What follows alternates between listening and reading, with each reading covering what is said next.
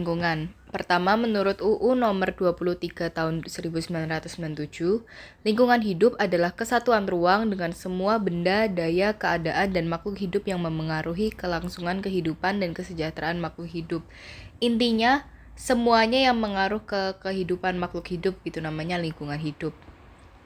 Nah, keseimbangan lingkungan artinya adalah kemampuan lingkungan mengatasi tekanan alam atau aktivitas manusia dalam menjaga kestabilan hidupnya.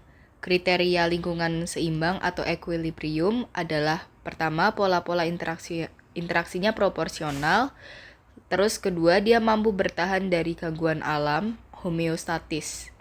Ketiga, dia ini pertumbuhan dan perkembangannya secara alami, artinya tidak ada dominasi dari salah satu spesies. Terus yang keempat, ada daya dukung lingkungan. Daya dukung lingkungan artinya adalah jumlah maksimal populasi atau kegiatan yang ada di area tersebut tanpa menimbulkan dampak yang negatif secara signifikan.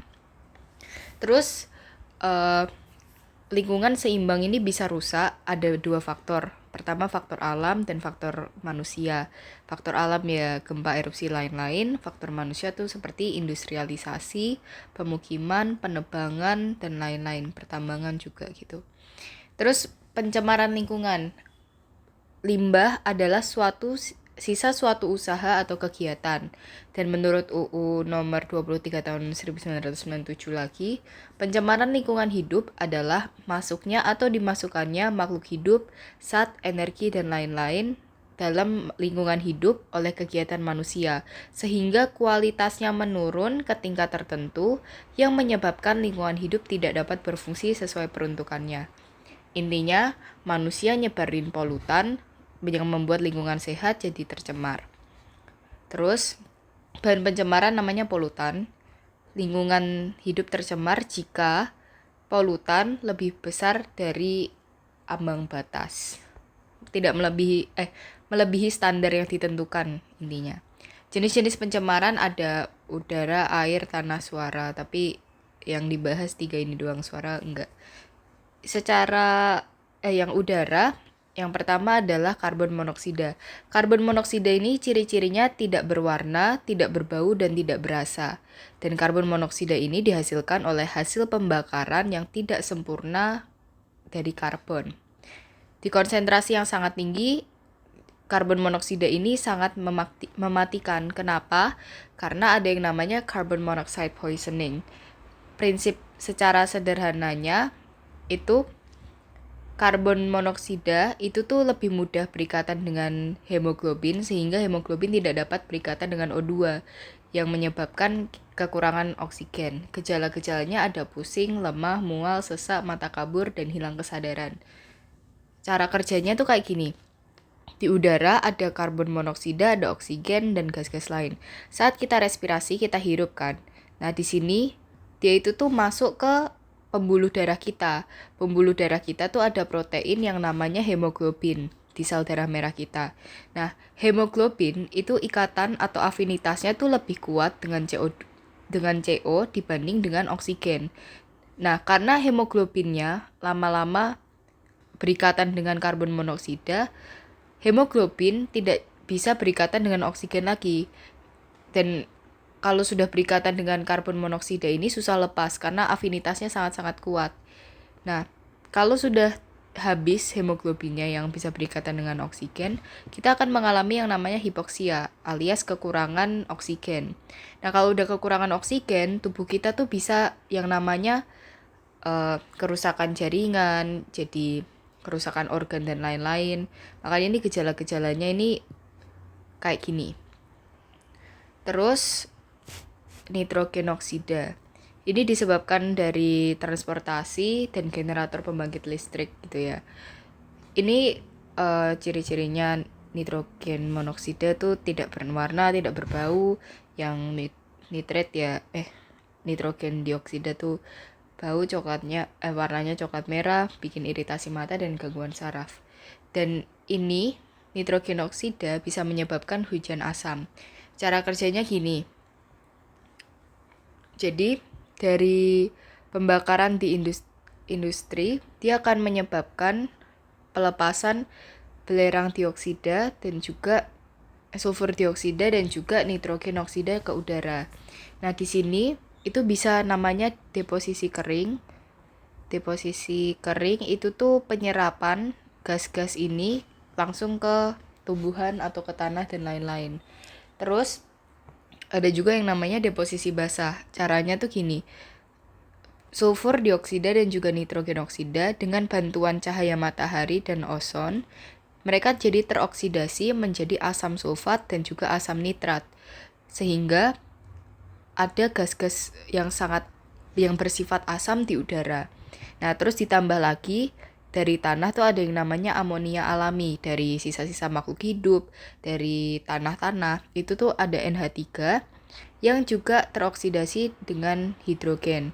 Nah, nanti di sini asam sulfat, asam nitrat dan juga amonium akan terbawa turun oleh hujan sehingga hujan tersebut bersifat asam. Nah, ini karena hujan tuh seharusnya kan pH-nya nggak asam ya. Karena ada gas-gas asam ini, dampak-dampak yang ditimbulkan dari hujan asam ini adalah tanahnya bersifat jadi asam, airnya jadi rusak, terus bangunan tuh bisa terkikis, terus tanaman jadi rusak tentunya. Terus CFC itu bahan dasarnya dari klorin, fluorin, dan juga karbon. Ini biasa dari penggunaan aerosol dan freon. Cara kerjanya tuh gini. Jadi ketika kita pakai CFC, kita tuh akan CFC-nya akan tersebar di udara kan. Nah, ini tuh bentuk CFC-nya tuh gini. Jadi F, C, Cl, F, Cl. Cl-nya ada 2. Nah, matahari itu akan memecah CFC ini menjadi suatu senyawa kayak gini. Jadi Cl-nya yang awalnya di sini dilepas ke sini. Terus sinar matahari juga memecah ozon. Ozon yang awalnya O3 dipecah menjadi oksigen, jadi O2 dan juga O. Nah, Cl kan akan berikatan dengan oksigen sehingga O2 susah berikatan dengan O yang menyebabkan O3-nya berkurang. Kan bisa dilihat di sini ClO, ClO, ClO dan lain-lain gitu pada berikatannya dengan si klorin tersebut karena klorinnya dilepas ke udara kan. Yang awalnya harusnya dipecah terus nanti gabung lagi jadi ozon, malah bergabung dengan klorin. Makanya ozonnya jadi berkurang. Ya intinya gitulah. Terus ozon itu kalau ada di stratosfer dia tuh fungsinya melindungi kita dari UV. Tetapi kalau di troposfer dia tuh bersifat bahaya karena dapat menyebabkan gangguan paru-paru. Nah, terus ada efek rumah kaca. Ini gas-gas rumah kaca GRK ini dia akan tersebar di permukaan bumi, ya kan? Terus sinar matahari ini menurut modul fisika dia akan masuk ke bumi kan. Nah, dia kan termasuk energi. Energi itu kalau kena benda, ternyata energinya terserap. Nah, gas-gas rumah kaca ini kan materi, dia kan benda. Jadi ketika mereka di sini, cahayanya yang awalnya bisa terserap menembus efek rumah kacanya ini, terus energinya diserap, jadi dia nggak cukup energi untuk menembus keluar kembali. Makanya dia masuk terus terjebak di sini gitu. Terus yang pencemaran air ya. Parameter fisiknya itu tuh kandungan partikel padat, zat padat yang terlarut, kekeruhan, warna, bau, suhu dan pH yang normal tuh 6,5 sampai 7. Ini pH netral. Terus parameter kimianya ada biochemical oxygen demand, itu tuh BOD, artinya oksigen terlarut yang dibutuhkan oleh mikroba. Terus chemical oxygen demand atau COD itu tuh oksigen yang dibutuhkan untuk oksidasi limbah dalam air lewat reaksi kimia. Terus dissolved oxygen itu tuh intinya oksigen yang terlarut dalam air. Terus ada yang namanya eutrofikasi. Di sini itu intinya pupuk larut ke laut alga jadi naik, oksigen jadi turun, ekosistem hancur. Jadi dari sini kan kita ada sawah nih, misal sawah pakai pupuk yang bahannya dari nitrogen dan fosfor. Nah, terus dia akan dibuang ke air, irigasinya akan dibuang ke air, ke sungai, sungai bermuaranya ke laut. Nah, dari laut sini, nitrogen dan fosfor yang terkandung dalam air ini menyebabkan fitoplanktonnya subur, fitoplanktonnya jadi banyak. Terus karena fitoplanktonnya banyak, alga-alganya jadi banyak juga. Yang namanya peristiwa ini disebut algae bloom. Nah, kalau semakin banyak alga yang menutupi permukaan air, otomatis oksigennya jadi ketutup. Di bawah nih jadi ikan-ikan pada mati, terus cahayanya juga nggak bisa nembus, ikan-ikannya jadi kurang cahaya matahari, dan lain-lain. Terus kalau parameter biologinya itu mengetahui jenis dan jumlah mikroba yang membuat penyakit. Contoh-contohnya adalah Escherichia coli menyebabkan diare, Vibrio cholerae menyebabkan kolera atau infeksi usus ya. Terus Salmonella typhi itu tipes, Entamuba histolica itu tuh radang usus atau amoebiasis. Jenis-jenis limbah pencemaran air ada domestik, industri, pertanian, pertambangan. Pertanian ini buang pupuk bikin eutrofikasi. Pertambangan itu tuh biasa pakai merkuri untuk misahin emas. Terus dia juga bisa menyebabkan tumpahan minyak di air. Terus yang tanah tuh ada insektisida, herbisida, dan difenyl trichloroetana atau DDT yang bersifat karsinogen. Ini semua ada di pupuk kimia. Nah, pupuk kimia ini dibuang ke air terus diserap tanah. Makanya tanah nih tercemar ini semua dari pupuk kimia intinya. Terus tanah juga dapat tercemar dari sisa pembakaran pabrik. Kan udara nih, oksigen, karbon dioksida dan lain-lain gitu kan. Terus kena hujan turun lagi diserap tanah. Ini kaitannya itu sama yang ini. Tuh kan, dia akan diserap tanah lagi endingnya.